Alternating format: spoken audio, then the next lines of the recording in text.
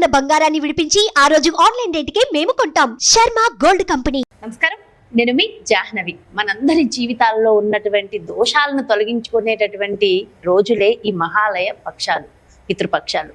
మరి ఈ పితృపక్షాల్లో అసలు ఎవరెవరు ఏం చేయాలి, ముఖ్యంగా ఎలాంటి విషయాలు మనం తెలుసుకోవడం వల్ల, ఎలాంటి క్రియలు మనం చేయడం వల్ల మనందరికీ కూడా మన జన్మతః వచ్చిన దోషాలు తొలగిపోతాయి అనేది పూర్తి వివరాలు సవివరంగా మనకు వివరించడం కోసం మనతో ఉన్నారు ప్రముఖ జ్యోతిష్య వాస్తు పండితులు, ప్రముఖ ఆధ్యాత్మికవేత్త బ్రహ్మశ్రీ నానాజీ పట్నాయక్ గురువు గారు. మరి పూర్తి వివరాలు గురువు గారు మాటలు అడిగి తెలుసుకుందాం. నమస్కారం గురుగారు. శ్రీమాత్రే నమః. అయితే గురువుగారు, మహాలయ పక్షాలు ఎప్పుడు చెప్తూ ఉంటారు మీరు, అంటే మన దోషాలన్నీ తొలగాలంటే ఇవి చాలా ముఖ్యము అని. అలాంటి రోజుల్లో మనం ఉన్నాం ఇప్పుడు. అసలు ఏం చేయాలి ఈ 15 రోజులు?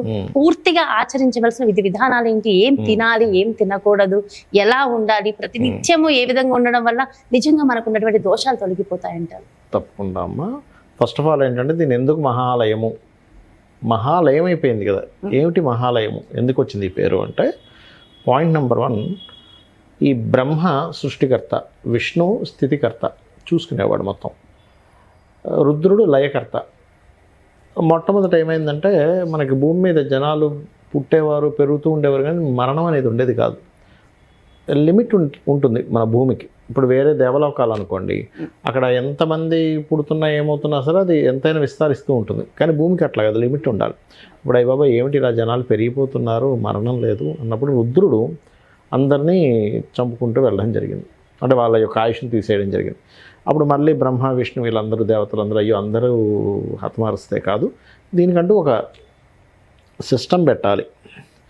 ఇంతకాలం ఆయుష్, ఒక్కొక్క యుగాన్ని బట్టి ఆయుష్ నిర్ధారణ చేసుకుంటూ, కాలం అయిపోయిన దాన్ని బట్టి వాళ్ళు చేసిన పాప పుణ్యాలను బట్టి వాళ్ళకి ఆయుధ నిర్ధారణ చేసి కాలం అనేటువంటిది వాళ్ళని తీసేయడం జరుగుతుంది అని చెప్పి నిర్ధారణ చేసుకున్నారు.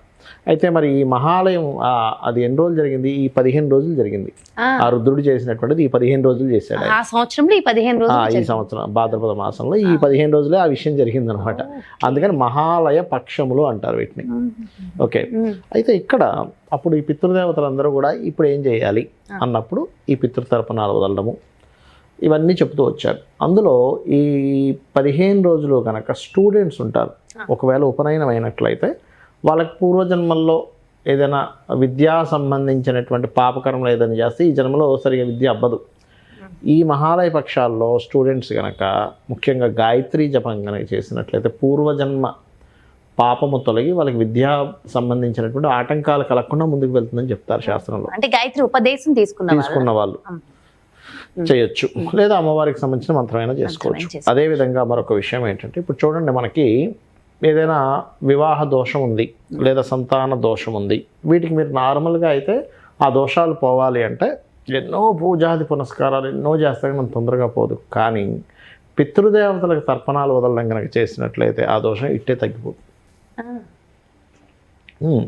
అయితే ఈ మహాలయ పక్షంలో అసలు ఏ సమయంలో చేయాలనేటువంటి చాలామందికి సందేహం. చాలా ముఖ్యం. మధ్యాహ్న సమయం 11:45 నుంచి 12:45 మధ్యలో చేయాలి తర్పణాలు వదలడం. పగటిపూట చేయడం కాదు. పగటిపూట మీరు నిద్రలేస్తారు, చక్కగా మీరు ఏం చేస్తారంటే స్నానపానాలు చేసుకొని మీ యొక్క నిత్య దేవతారాధన ఉంటుంది కదా, గాయత్రి జపం చేసుకోవడము, నిత్య దేవతారాధన పంచాయతనం ఇవన్నీ చేసుకుంటారు, అభిషేకము అవన్నీ చేసేసుకున్న తర్వాత 11:45 నుంచి 12:45 మధ్యలో ఈ పితృతర్పణాలు వదలడం చేయాలి. అయితే అందరూ ఉద్యోగాల్లో ఉంటారు, వారి వ్యాపారాల్లో బిజీగా ఉంటారు. ఆఫీస్లో చేసుకోవచ్చు అమ్మ, తప్పే ఉంది. ఇప్పుడు నేను వెళ్తున్నా, ఇప్పుడు ఆఫీస్కి వెళ్తా, ఇది అయిపోయాక ఆఫీస్లో చేసుకుంటా, ఎక్కడున్న వాళ్ళు అక్కడే చేసుకోవచ్చు, తప్పే ఉంది. మీరు వదిలేది తర్పణాలు వాళ్ళకి కదా. ఇంకొకటి ఏంటంటే, అంటే పాటించగలిగితే వాళ్ళకి శక్తి కనుక ఉన్నట్లయితే మధ్యాహ్నం తర్పణ వదిలిన తర్వాతే భోజనం చేయాలి. 15 రోజులు ఉదయం పూట తినకూడదు అని శాస్త్రం చెప్తుంది. అప్పటి వరకు ఉపవాసం ఉండాలి. లేదు ఉండలేము అని అనుకున్న వారు పాలు తీసుకోవచ్చు. వండిన పదార్థం మాత్రం తినొద్దు అని చెప్పి స్ట్రిక్ట్గా చెప్తుంది శాస్త్రం. లేదు నేను ఉండలేని, షుగర్ ఉంది, బీపీలు ఉన్నాయి, నాకు శరీర సైకిల్, అలాంటి వాళ్ళకి ఎగ్జంప్షన్, దానికి ఏం పెద్ద ఇబ్బంది కాదు. ఓకే. ఇది రకరకాలుగా ఉంటుంది. అట్లాగా ఈ 15 రోజులు తర్పణాలు వదలడము ఒక ఎత్తు. ఇప్పుడు పిండ ప్రధానాలు చేస్తూ ఉంటారు, ఏది సంవత్సరీకాలవి మనకి ఆబ్దికాలవి చేస్తూ ఉంటారు. వాళ్ళు పాటించేటువంటి విధానంలో ఇప్పుడు చూడండి, మధ్యాహ్నం పూట చేస్తారు. చాలామంది ఏం చేస్తారంటే పొద్దున్నప్పుడు ఉండలేకపోతున్నాం అన్నప్పుడు పాలు తాగొచ్చు అని చెప్తుంది, కానీ మజ్జిగ ఎట్టి పరిస్థితుల్లో తాగుదని చెప్తుంది శాస్త్రం. మజ్జిగ తాగితే మజ్జిగ ఏంటంటే అది కొంతవరకు సురాపానంతో సమానంగా చెప్తూ ఉంటారు. మజ్జిగని అయ్యో ఖచ్చితంగా తాగుతూ ఉంటారు కదా. అది వేరు, మజ్జిగ నార్మల్ టైంలో తాగడం వేరు, కానీ పితృదేవత సంబంధించినవి చేసేటప్పుడు ఉదయం పూట మజ్జిగ తాగకూడదు. అయ్యో ప్లీజ్ నోట్ చేసుకోండి, చాలా ఇంపార్టెంట్. తెలుసో తెలియక డైట్ అని అది అని అందరూ తాగుతూ ఉంటారు, చాలా ఇంపార్టెంట్. పితృదేవత సంబంధించిన కార్యక్రమాలు చేసి పొద్దున పూట, నార్మల్ టైంలో కాదు. ఇక్కడ అసలు పితృదేవతలు ఎక్కడుంటారు అనేటువంటిది శాస్త్రంలో మనకి గరుడ పురాణంలో చెప్పింది. ఎక్కడ అంటే నైరుతి భాగంలో సంయమనీపురము అని ఉంటుంది, అక్కడ ఉంటారట పితృదేవతలు. నైరుతి భాగంలో మనకి గోత్రనామాలు చెప్పుకొని తర్పణాలు వదిలేటప్పుడు పర్టికులర్గా ఏంటంటే ఇలా అయితే దేవతా తర్పణ వదులుతాం, అలా కాకుండా దర్భలు పట్టుకొని ఇలా పెడతారు, అంటే ఇక్కడ దర్భలు పెట్టి ఇలా పట్టుకుంటారు. అదేవిధంగా మీరు ఎప్పుడైనా సరే గుర్తుపెట్టుకోండి, పితృతర్పణాలు వదిలేటప్పుడు చేతికి బంగారం ఉండకూడదు. అదే దేవత తర్పణం అయితే ఖచ్చితంగా ఉండాలి. అసలు చేతికి బంగారం కానీ మెడలో రుద్రాక్ష మాల కానీ ఏమీ ఉండకూడదు, తీసేసేయాలి. తర్పణం వదిలేటప్పుడు కూడా అపసవ్యంగా జన్యం వేసుకుంటారు. ఒకవేళ ఉపనయనం లేదు వాళ్ళకి, అంటే వాళ్ళకి యజ్ఞోపవీత దారం లేదు అనుకునేటువంటి వారు ఒక క్లాత్ తీసుకొని కట్టుకుంటారు, దాన్ని ఒక తెల్లటి వస్త్రం లాంటివి తీసుకొని దాన్ని ముడేసుకుంటారు. దాన్నే ఉపనయనం మన యజ్ఞోపవీతంగా భావిస్తారు ఉపనయనం లేనటువంటి వారు. అలా చేయాలి. చాలా ఇంపార్టెంట్ విషయాలు ఇవన్నీ కూడా. అదేవిధంగా ఇలా వదలాలి, అంటే ఇక్కడ నుంచి పితృదేవతలకి ఇలా వదులుతారు, నల్ల నువ్వులు తీసుకొని ఇట్లా వదలడం జరుగుతుంది. స్త్రీలు కూడా చేయవచ్చు అంటారా, కేవలం పురుషులు మాత్రమే చేయాలి? ఇక్కడ కొన్ని నియమాలు ఉన్నాయి. ఎలా అంటే ఇప్పుడు తండ్రి బ్రతికున్నాడు అనుకోండి, తండ్రి కనుక బ్రతికుంటే పిల్లలు చేయకూడదు తర్పణాలు. తండ్రి బ్రతుకున్నటువంటి వారు బియ్యముని తులసి మొక్కలో వదలాలి. తండ్రి చనిపోయారు, తండ్రులు చనిపోయారు, వాళ్ళ గురించి వీళ్ళు కావాలంటే అప్పుడు నువ్వులతో తర్పణాలు వదలొచ్చు. ఓకే, బియ్యాన్ని వదలొచ్చు. ఇట్లా అది శాస్త్రంలో ఉన్నటువంటిది. ఇది పర్టికులర్గా ఏంటంటే మనకి గరుడ పురాణంలో 21, 23 అధ్యాయాల్లో ఉంటుంది దీనికి సంబంధించినటువంటి విషయం. అలాగే ఈ పితృపక్షాల్లో ప్రత్యేకంగా నవగ్రహ ఆరాధన చేశారంటే కనుక సకల గ్రహాలు మీకు యోగిస్తాయని చెప్తుంది శాస్త్రం. నవగ్రహ ఆరాధన చాలా మంచిది చెప్పింది ఈ పితృపక్షాల్లో. అదేవిధంగా మరొక విషయం ఏంటంటే ఇప్పుడు మనకి ఒక్కొక్క ప్రాంతాన్ని బట్టి మనకు కొన్నిసార్లు కొన్ని ప్రదేశాలు కొన్ని దొరకవు. దీనికి చాలా విచిత్రం ఎలా చెప్పిందంటే శాస్త్రము, ఇప్పుడు మీకు అక్కడ పిండి దొరికింది, పిండితో పిండ ప్రదానం చేసుకోవచ్చు, లేదా అన్నము రేగి పళ్ళతో కూడా చేయొచ్చు అని చెప్పింది శాస్త్రం. అసలు అక్కడ ఇంకేమీ దొరకలేదు, మట్టి ముద్దలతో కూడా పెట్టచ్చు అని చెప్పింది పిండ ప్రదానం. అవునా? మట్టిలో శక్తి ఉంటుంది కదా. మహాలయ పక్షాలు ఇప్పుడు ఎక్కడో ఉన్నారమ్మా, ఏ కంట్రీస్ వెళ్ళిపోయారు, అక్కడెక్కడో అసలు ఏమీ లేవు. అక్కడ ఒక రేగి పండు దొరకలేదు, అన్నము లేదు, ఏమీ లేదు. ఉండవుగా, ఒక్కోసారి అన్నం వండుకోవాలని ఉంది, అక్కడ ఏదో బర్గర్లు తింటారు. అప్పుడు ఏం చేయాలి, ఉట్టి రేగిపళ్ళు ఏమన్నా రేగిపళ్ళను మొత్తం ఇలా వీటిలా పెట్టేసి పిండ ప్రధానాలుగా పెట్టచ్చు అని చెప్పింది. అసలు ఏమీ దొరకలేదు, మట్టిని తీసుకొచ్చి మట్టి ముద్దలు పెట్టి కూడా చేయొచ్చు అని చెప్పింది శాస్త్రం పిండ ప్రధానాలు.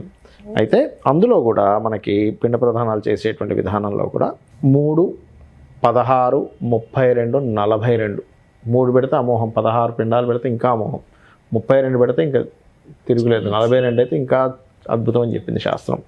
అదేవిధంగా ఈ పిండ ప్రధానాలు పెట్టడం వల్ల ఇటు 7 తరాలు అటు 7 తరాల వాళ్ళు తరిస్తారు అని చెప్తుంది శాస్త్రం.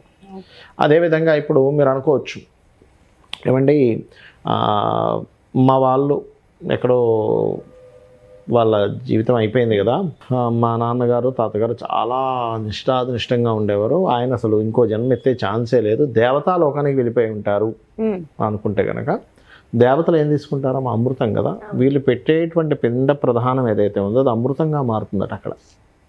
ఒకవేళ అలా వెళ్ళిపోయారు సరే శాస్త్రం చెప్తుంది. ఒకవేళ సర్పంగా ఎత్తాడు జన్మ, సర్పం ఏం తింటుంది, గాలిని భుజిస్తూ తను జీవితాన్ని సాగిస్తుంది సర్పం.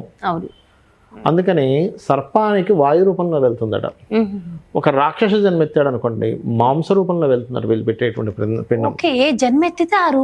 రక్తాన్ని పీల్చేటువంటి ఒక జీవిగా పుట్టాడు అనుకోండి, రక్తంగా వెళ్తుందట వీళ్ళు ఇచ్చేటువంటి పిండ ప్రధానం. అని చెప్పి శాస్త్రవచనం. సో ఎందుకు ఈ పిండ అంటే ఆల్రెడీ వాళ్ళు వేరే జన్మ ఎత్తేసి ఉంటారుగా, ఎందుకు ఇవన్నీ మనం అని అనుకుంటుంటాం అనుకుంటుంటాం కదా, కానీ వాళ్ళకి ఆ రకంగా వెళ్ళిపోతుంది. పనిచేస్తుంది, ఖచ్చితంగా పనిచేస్తూ ఉంటుంది. అదేవిధంగా శాస్త్రం ఏం చెప్తుందంటే బంగారం ధరించొద్దు కానీ వెండి ధరించమని చెప్తుంది. వెండి ఉంగరం ఉంటే ఉండొచ్చు. పితృదేవతలకు వెండి అంటే చాలా ఇష్టం. వెండి ఆచమన పాత్ర, వెండి గిన్నెలో వదలడము, వీలైతే ఈ 15 రోజులు వెండి గిన్నెలో భోజనం కనుక చేసినట్లయితే చాలా మంచిదని చెప్తుంది. లేని వాళ్ళు కొనుక్కోవాలంటే ఇప్పుడు కొనుక్కోవచ్చు అంటే కొనుక్కోవచ్చు, తప్పేం కాదు. ఉన్న వాళ్ళు పూర్తిగా చెప్తున్నారు, లేని వాళ్ళు నార్మల్గా చేసుకుంటారు, అదేమి కంపల్సరీ చేయాలని కాదు. ఎందుకు వెండి అంటే వెండిలో కనుక చేసినట్లయితే మొండి సమస్యలు కూడా తీరుతాయని చెప్పి చెప్తుంటారు. వెండి వాటిల్లో కనుక మనం తర్పణాలు చేసినట్లయితే మొండి సమస్యలు కూడా తీరుతాయి. అయితే వదిలిన తర్పణాలు ఆ నువ్వులు అవి ఎక్కడ వేయాలంటే లేకపోతే భోజనం చేయడం అందులోని, ఇవన్నీ అయిపోయిన తర్వాత తీసుకెళ్ళి ఏ మొక్కల్లోనూ వాటిలోనే వేసేస్తారు దాని తర్వాత మీరు. అదేవిధంగా చాలామందికి తెలియని విషయం ఏంటంటే ఈ మహాలయ పక్షాల్లో భార్యాభర్తలు కలవకూడదని చెప్తుంది శాస్త్రం. కలవకూడదు, అది ఒకటి మెయిన్గా గుర్తుపెట్టుకోండి. ఆనపకాయ తినకూడదు ఈ మహాలయ పక్షాల్లో, ఇంగువ తినకూడదు. అదేవిధంగా అలసందలు, ఉల్లిపాయలు, దోసకాయ అసలు తినకూడదు. అయ్యో, కార్తీక మాసంలో చేసిన నియమనిష్టలన్నీ ఉన్నాయిగా ఇక్కడ దాదాపుగా, అవి ఖచ్చితంగా పనిచేస్తాయి. ఇవి ఎవరైతే పాటిస్తారో 100% వాళ్ళకు ఉన్నటువంటి ఇబ్బందులు ఇవి పాటించడం ద్వారా ఖచ్చితంగా క్లియర్ అవుతుంది. అయితే మాంసాహారం తినకూడదని లేదేంటి గురువు గారు? అంటే సాధారణంగా అందరికీ యాక్చువల్గా ఒకప్పుడు మాంసాహారం పితృదేవతలకు పెట్టేవారు. ఇప్పుడు ఇది కలియుగం కాబట్టి కలి నిషిద్ధం ఈ కాలంలో పెట్టేవారు కాదు, కానీ ఒకప్పుడు కొన్ని వేరే యుగాల్లోని ఖచ్చితంగా మాంసాన్ని కూడా పెట్టేవారు. మాంసాన్ని పెట్టేటువంటి యోగం ఉంది. అందుకే ఇప్పుడు మాంసానికి ప్రత్యామ్నాయంగా మినుములతో చేసినటువంటి గారెలు పెడతారు. మినుములు ఈజ్ ఈక్వల్ టు మాంసమే, మాంసంతో పెట్టినట్టే మినుములతో పెడతాయి. ఎందుకంటే ఇది ఈ కలికాలం ఎలాంటిదంటే ఎక్కువ కనుక వీళ్ళకి అలవాటైపోతే ఒక తామస ప్రవృత్తి పెరిగిపోతుంది మాంసం తింటే. అంటే ఇంకా ఘోరంగా తయారవుతారేమో, ఇంకా ఒక రకమైనటువంటి దీంట్లోకి వెళ్ళిపోతారేమో మెంటల్గా. అంటే ఒక్కొక్కసారి వాళ్ళందరూ వెళ్ళాలన్న రూల్ లేదు. మాంసాహారం తింటూ ఎంతో సాత్వికంగా ఉండే వాళ్ళని నేను చూసా, శాకాహారం తింటూ కూడా క్రూరంగా ఉండే వాళ్ళని చూసారు. దానికి ఎందుకు కారణం అంటే వాళ్ళ జన్మజాతకంలో ఉన్నటువంటి లగ్నానికి ఉండేటువంటి కాంబినేషన్స్ అనమాట అవన్నీ. అదేవిధంగా ఇంకోటి ఏంటంటే ఎప్పుడు కూడా మనము పితృతర్పణాలు ఇవి చేసేటప్పుడు సోదరి యొక్క కొడుకుని పక్కన పెట్టుకోమని చెప్తుంది శాస్త్రం. మేనల్లుని పక్కన పెట్టుకోవాలి. అదేవిధంగా లేదా కూతురు యొక్క కొడుకుని కూడా పక్కన పెట్టుకుంటే చాలా మంచిదని చెప్తుంది. మనవడు లేదా మేనల్లుడు వీలుంటే రోజుకి ఒక్కరికైనా లేదా ముగ్గురికైనా ఈ 15 రోజులు దానం ఇవ్వమని చెప్తుంది. స్వయం పాకము. ఆ స్వయం పాకం మీకు తెలుసుగా 2 రకాల కూరగాయలు, పప్పు, ఉప్పు, ఇవన్నీ ఇవ్వాలి. అదేవిధంగా పర్టికులర్గా ఇవ్వాల్సినటువంటి పదార్థాలు ఏమిటంటే ఉప్పు ఖచ్చితంగా దానం ఇవ్వాలి. ఉప్పు, అదేవిధంగా పప్పు, ఇనుము, బియ్యము, పత్తి దానంగా ఇవ్వాలట. అదేవిధంగా ఈ దేవతలకు సంబంధించినటువంటి చేసేటువంటి వాటిల్లో ఎక్కువగా కందులతో చేసినటువంటిది, గోధుమలతో చేసినటువంటిది, పెసలతో చేసినటువంటిది, ఆవ పొడి వేసినటువంటి, ఇప్పుడు అరటికాయ కూర చేస్తారు, అరటికాయ కూరలో నల్లావాల పొడి వేసి కనుక చేసి పితృదేవతలు చాలా ప్రీతిట.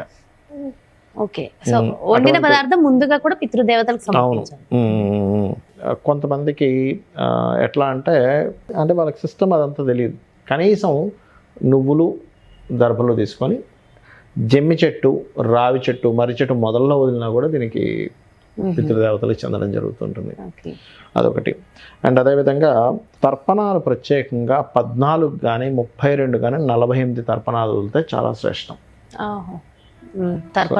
శాస్త్రపరంగా. పితృదేవతలకి ఆవు నెయ్యి కంటే కూడా గేదె నెయ్యి దానంగా ఇవ్వమని చెప్తుంటారు పితృదేవత సంబంధించిన విషయంలో.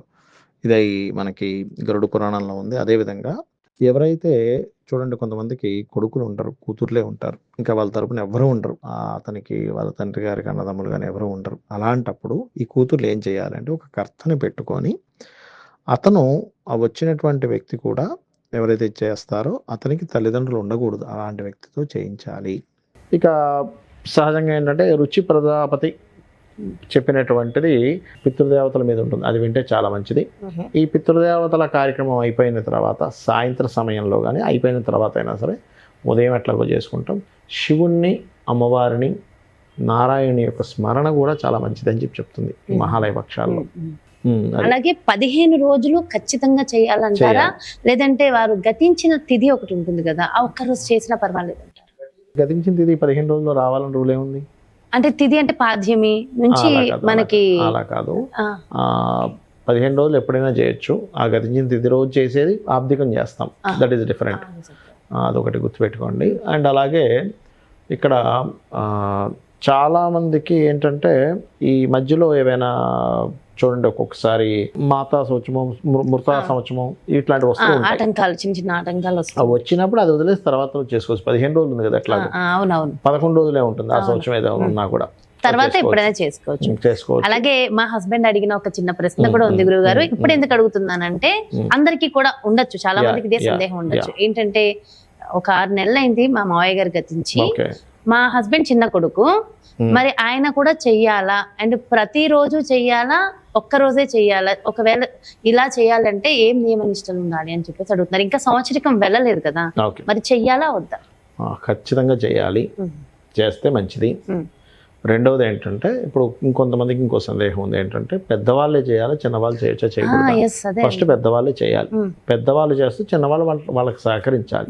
మరి వాళ్ళు ఎక్కడో వీళ్ళు ఎక్కడో చెప్తా. ఇక్కడ కూడా ఒక చిన్న ఇది ఉంది. ఇప్పుడు చూడండి, మీ బావగారు ఎవరైతే ఉన్నారో వాళ్ళు ఎక్కడో ఉండుంటారు, యుఎస్ లో ఉన్నారు. అంత దూరం అంటే కొంచెం కష్టం. ఇక్కడ స్మరించుకోవాలి. సహజంగా ఊర్లో ఇక్కడ దగ్గరలో ఉన్నారనుకోండి, ఇండియాలో ఎక్కడో ఉన్నారనుకోండి, వెళ్తారు చూసారు ఒక్కోసారి.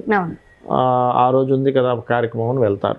వెళ్ళి చాలా మంది చేసే మిస్టేక్ ఏంటంటే అదే సాయంత్రం తిరుగు బస్సు ఎక్కుతారు, అసలు రాకూడదు, నెక్స్ట్ డే రావాలి. ఒకవేళ వెళ్ళి అక్కడ చేస్తే ఆ రోజు నిద్ర చేయాలి, నిద్ర చేసి తర్వాత రోజు రావాలి. చాలా ఇంపార్టెంట్ టాపిక్, చాలా ఇంపార్టెంట్ విషయం ఇది. అలాగే మరొకటి ఏంటంటే, పెద్దవాళ్ళకు కుదరలేదు, ఏదో అనారోగ్యంతోనో సంథింగ్ ప్రాబ్లం అయింది వాళ్ళకి ఇంకేదో ప్రాబ్లం వచ్చింది, అప్పుడు తర్వాత వాళ్ళు చేసుకోవచ్చు, తప్పలేదు. ఒకవేళ ముగ్గురు ఉన్నారు అనుకోండి, తర్వాత చేయొచ్చు, తప్పేం కాదు. లేకపోతే ఇంకా చిన్న వాళ్ళు ఎవరైనా, ఇంకా చిన్న పెద్ద లేదు, ప్రతి ఒక్కళ్ళు ఈ తర్పణాలు అనేది ఇచ్చుకోవడం చాలా మంచిది. నిజంగా ఎంత మంచి ఇన్ఫర్మేషన్ అంటే, ఈ వీడియో చూస్తే మనకి ఉన్న ప్రతి డౌట్ అలా క్లియర్ అయిపోతుంది. ఇంకొక చిన్న సందేహం గురువు గారు, మామూలుగా మనము బొట్టు పెట్టుకుని పూజ చేస్తాం దేనికైనా సరే, మరి ఇలాంటప్పుడు బొట్టు పెట్టుకోనా? బొట్టు పెట్టుకోరు వీటికి, యాక్చువల్గా తర్వాత పెడతారు అయిపోయాక. ఎందుకంటే అపసవ్యం చేసుకుంటూ యజ్ఞోపవీతం అపసవ్యం చేసి చేస్తారు. నేను కొంతమందిని చూసా లాస్ట్ ఇయర్, మన వీడియోలు చూసి ఇలా కొంతమంది ఇన్స్పైర్ చేసిన వాళ్ళు మామూలుగా ఇంట్లోనే జస్ట్ అంటే పూర్తి ఇన్ఫర్మేషన్ తెలియకపోయినా చెప్పి వినబట్టి నువ్వులు నీళ్లు ఇలా తర్పణం ఇచ్చేయడం నేను చూసాను. కానీ చాలా డీటెయిల్ ఇన్ఫర్మేషన్ అన్నమాట. దీంతో ఇంకొంచెం అవేర్నెస్ వస్తుంది, ఏ విధంగా మన వస్త్రధారణ ఉండాలి, ఎలా చేయాలి, ఏం చేయాలి, ఇంకా పంచ ఖచ్చితంగా కట్టుకోవాలి. ఇంకోటి ఏంటంటే, ఇందాక మీరు అడిగారు కదా బొట్టు పెట్టుకునే విషయంలో, మనకి ఆబ్దికాలు వస్తుంటాయి కదా ప్రతి సంవత్సరం చేసేటువంటిది. ఆ సమయంలో ఆ రోజు ఉదయం పూట బయట ముగ్గు వెయ్యరు. ఆ కార్యక్రమం అయిపోయేదాకా వేయరు అనమాట. వేస్తే ఏంటంటే దేవతా పూజ జరుగుతుందని పితృదేవతలు వెళ్ళిపోతారు బయట ముగ్గు ఉంటే. మీకు ఇంకో సంగతి తెలుసో తెలీదు, ఇంటి యజమాని బయటికి వెళ్లే ముందు ముగ్గు లేకుండా వెళ్ళకూడదు. ఖచ్చితంగా ముగ్గు వేస్తారు. పొద్దునే బయలుదేరుతున్నాడు యజమాని, పొద్దునే 7 గంటలకు వెళ్ళాలి, ఖచ్చితంగా బయట ముగ్గు వేసేస్తారు ఆ టైం కల్లా. అందుకే స్త్రీలు పొద్దున్నే లేచి ఊడ్చేసి చక్కగా ముగ్గు వేయాలి, ఎందుకంటే ఉదయాన్నే బయలుదేరుతున్నాడు, ముగ్గు లేకుండా వెళ్ళకూడదు. అది చాలా ఇదైనటువంటి విషయం. నిజంగా ఈ సందర్భంగా చాలా గొప్ప గొప్ప విషయాలు తెలియజేశారు. చాలా ముఖ్యమైన ఇన్ఫర్మేషన్ గురువు గారు. ఎందుకంటే ప్రతి ఇన్ఫర్మేషన్ ఈ 15 రోజులు మనం ఆచరిస్తే మన జీవితంలో మనం ఎంతో సఫర్ అవుతున్నాయి అన్ని కూడా పక్కన వెళ్ళిపోతే, లాస్ట్ ఇయర్ చేసి బాగున్న వాళ్ళని నేను చూసా, ఎందుకంటే చాలా మంది ఉన్నారు, చాలా హ్యాపీగా. ఇక్కడ మనకి చూడండి, ఇప్పుడు పిండ ప్రధానాలు ఉంటాయి. ఈ పిండాలు తీసుకెళ్లి నీళ్ళలో కలపడమో గోవుకు పెట్టడమో చేయాలి సాధారణంగా. ఇప్పుడు నీళ్లు దొరకలేదు, గోవుకు తినిపించవచ్చు. గోవు దొరకలేదు, పక్షులకు వేయచ్చు. పక్షి దొరకలేదు మీకు, అక్కడ భూమి తీసి భూమి లోపల కప్పెట్టచ్చు అని చెప్తుంది, అగ్నిలో వేయొచ్చు అని చెప్తుంది శాస్త్రం. ఇంకొక ఆప్షన్ ఇచ్చింది. అంటే పంచభూతాల్లో రకరకాల మార్గాల ద్వారా అది చేయొచ్చు, వాళ్ళకి మనం ఇచ్చేసేయచ్చు. అబ్బా, ఎంతో ఎంతో మంచి ఇన్ఫర్మేషన్, మహిమాన్వితమైన ఇన్ఫర్మేషన్ ఇచ్చారు. థ్యాంక్ యూ సో మచ్ గురువు గారు. నమస్కారం. శ్రీమాత్రే నమః. ఎస్ అండి, నిజంగా మనందరికి ఏదైతే సబ్జెక్ట్ నాలెడ్జ్ అవసరమో, ఇన్ఫర్మేషన్ అవసరమో అదంతా కూడా డీటెయిల్డ్ గా ఎక్స్ప్లెయిన్ చేశారు కదా. సో అయినా సరే పర్లేదు, మీకు ఇంకేమైనా డౌట్స్ ఉన్నా డెఫినెట్ గా కమెంట్స్ రూపంలో తెలియచేయండి. వాటికి సంబంధించి కూడా మరొక వీడియో ద్వారా డెఫినెట్ గా తెలియజేసే ప్రయత్నం అయితే చేస్తాం. ఎందుకంటే ఇంకా 15 రోజులు ఉన్నాయి కాబట్టి మహాలయ పక్షాలు, లాస్ట్ 2-3 రోజుల్లో అయినా మీరు షార్ట్ అవుట్ చేసుకునేలాగా ఖచ్చితంగా వీడియో చేస్తాం. ఎలాంటి క్వశ్చన్స్ ఉన్నా మీరు డెఫినెట్ గా కమెంట్స్ రూపంలో తెలియచేయండి. మరో ప్రత్యేకమైన కార్యక్రమంతో మళ్ళీ మీ ముందుకు వచ్చేస్తాను. మరి అలాగే మీ యొక్క జాతకానికి సంబంధించి కానీ, లేదంటే మీ ఇంటి వ్యాపార వాస్తుకు సంబంధించి కానీ గురువు గారిని సంప్రదించాలి, అపాయింట్మెంట్ కావాలి అనుకుంటే మరి ఇంకెందుకు ఆలస్యం, క్రింద డిస్ప్లే అవుతున్నటువంటి నెంబర్స్ కి కాల్ చేయండి. మీకున్నటువంటి సమస్యలకి పరిష్కార మార్గాలు తెలుసుకోండి. నమస్కారం.